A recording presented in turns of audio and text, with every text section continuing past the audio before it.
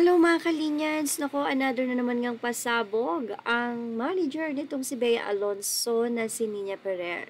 Matapos nga kasi ang hiwalayan nila Dominic Roque, kanya-kanya na nga pong issue hinggil sa ano nga ba ang rason ng kanilang hiwalayan. Nito lamang ay may binahagi nga ang road manager ni Bea Alonso na si Nina Ferrer na kung saan sinabi nito na manipulative sad boy.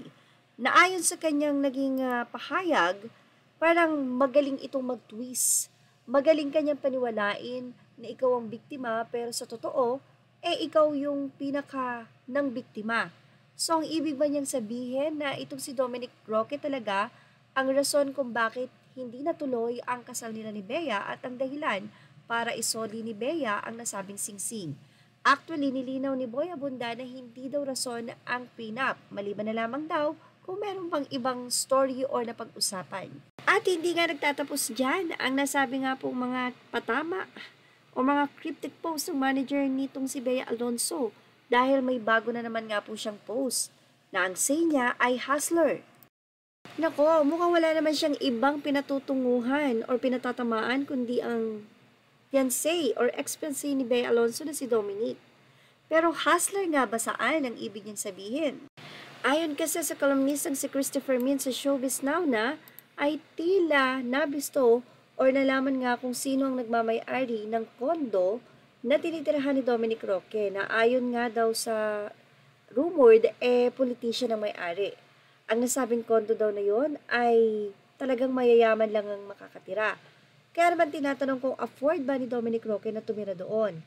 And bakit siya nakatira doon, lalong-lalo na kung hindi naman sa kanya yung kondo. Kaya naman suggestion daw ng mga fans or ng mga netizen, imbestigahan ng pamilya nitong si Bea Alonso ang trabaho ni Dominic Roque. Bukod kasi sa ito ay mayroong photography company, ay ano pa ba at meron ding mga endorsement itong si Dominic. Pero sa ngayon ay wala pang ang ibinabahagi talaga si Dominic Roque at Bea Alonso na parehong tahimik sa kanilang hiwalayan. Maliban na lamang ang mga patama ng mga team nitong si Bea Alonso, ang kanyang glam team, at syempre ang kanyang road manager. Pero ang pamilya ni Dominic Roque ay nananahimik lamang. Maliban na lamang sa isang post ng kanyang kapatid na si Lian Roque na nakadamit ng tupa pero isa pala itong lobo. Na syempre, in-expect na ng mga netizen na ito ay patama naman kay Bea Alonso. Anyway, sana nga'y matapos ng maayos ang issue na ito at wala naman na sanang masira pa dahil pareho silang nagmahalan. Well, yan ang ating Miss Lee Vlog update. Thank you for watching.